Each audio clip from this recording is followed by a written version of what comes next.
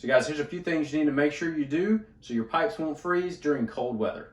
So guys, one thing you need to make sure you do is leave water running at night. This way your pipes won't freeze, they'll continue to run. I use warm and cold water to run at the same time. Another thing you guys can do is go ahead and leave these cabinets open that have plumbing underneath. This way these pipes will stay warmer, especially if this room is an outside wall.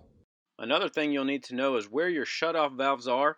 This one is to my house, which I can shut off the pipes in case they do freeze to stop more water from coming in the house. And the other one leads to outside faucets, which you can go ahead and shut off and drain to prevent from freezing. If you are leaving town, make sure you leave your heat on to prevent any pipes from bursting. I've heard 65 degrees should be fine.